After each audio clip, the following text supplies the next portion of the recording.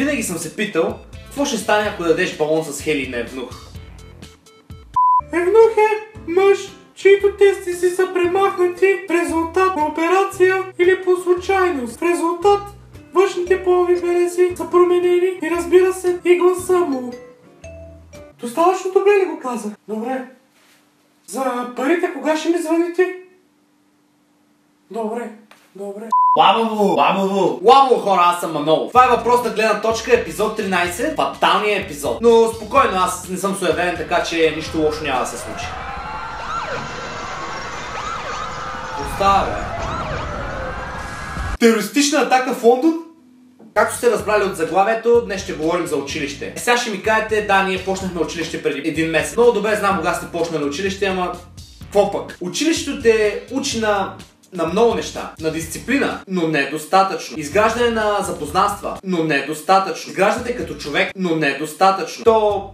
То май на нищо не те учи. Сега всичко това е в кръга на шегата. Този клип ще ви разкаже положителните и отрицателните неща в училище. Малко или много, да, учиш се на дисциплина, да ставаш рано, да носиш униформа, да носиш отговорност за действията си и като цяло много други неща, които ще ти помогнат след това в живота. Защото, сещате се, никой от шефовите ви няма да ви търпи, ако всеки ден закъснявате за работа или униформата ви вместо бяла риза е някаква рижава, защото сте я пуснали в пералнята с половер на майка си. Няма как.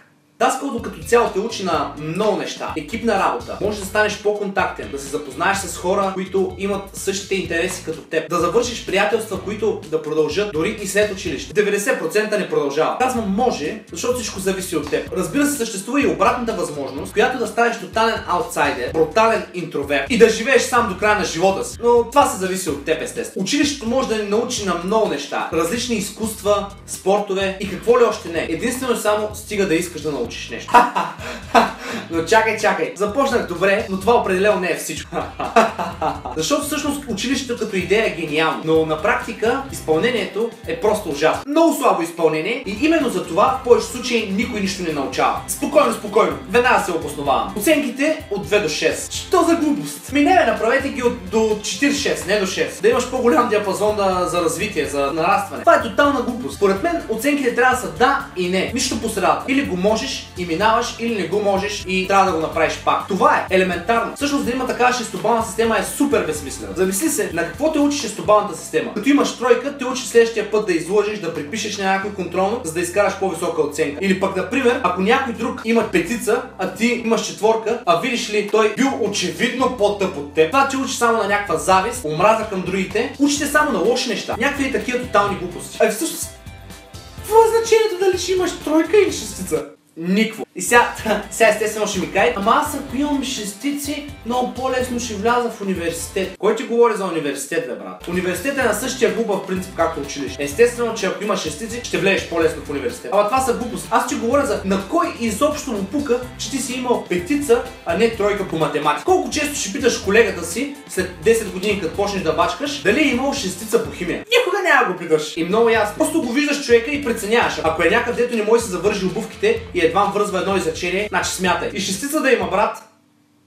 Все тая. Другото нещо, което за мен е изцяло безсмислено, и с това ще приключа клипа, наказанията, забележките в дневник, забележките в бележник или не други глупости. Отново никакъв смисъл. Даже най-много ученици се помислят за готи, защото имаш 2 предупреждения за изключване, а пък те всъщност тези 2 предупреждения са предпоставка, че си отрепка в живота. Каква ирония! И като цяло, училището не ме кефи, защото е някаква институция, която се опитва да лавира между това да налага сурови наказания, но по някакъв по-мек и лек начин. Това, брат, е невъзможно. Или ще прощаваш всичко на всички, или трябва да е супер суров режима. Не може да си по средата. Няма как да е в златната среда. Именно затова училището като цяло и тези наказания са безсмислени и забележките, защото тази златна среда не съществува. Тя е само някаква измислена. За мен училището трябва да е много по-сурово място. Пример ти давам. Закъсняваш за час с 20 минути. И вместо да ти кажат, моля те, не е много добре да закъсняваш за час с 20 минути, гледай другия път да бъдеш на време. И вместо да ти кажат така, направо могат да завържат за 1 час. Надолу с главата в тъмна стая. Айде да видим другия път дали ще закъсняваш. Пример ти давам. Или това в килийните училища преди време, не са ги затваряли под катедра. Това е гениално. Това трябва да се приложи и в днешно време. Или да кажем, ако имаш двойка или не по моята система, те ще се, защото аз вече имам нова система. Вместо да не ти кажат нищо след като са ти написали двойка, да ти обяснят, че ти си буклук, че ти за нищо не ставаш, че ти си една оттайка, да те свалят на земята, да те смачкат като хлебарка. Това е смисъла. Те накарат да разбереш, че нищо не става става от теб и няма да оцелееш в реалния живот. Или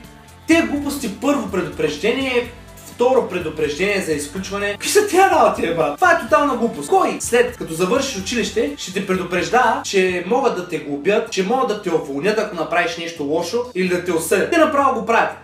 Никакви предупреждения. Директно. Затова и в Даскал, като направиш някаква глупост, направо да те изключат, да пратят някъде с другаде. Общото схванахте идеята ми, не казвам, че това е правилно. Просто това са моите малко по-комедийни разсъждения върху темата училище. Сега не карам никой да изповядва моята религия, манулизъм, а просто малко да се замислите за тези неща. А може би хората в образователната система знаят много по-добре как да правят тези неща от мен. Някакъв пълен бълък от тайка в живота. С самоубия. Сега шанса да ме оплюете в коментарите е супер голям след това клипче. Обаче, какво да правиш? Това беше въпрос на гледна точка. Надявам се клипа да ви е харесал. Коментирайте какво мислите за нещата, които казах. Харесайте и споделете. Аз съм Манолов. Лабаво! Лабаво! Лабаво! Yeah, baby!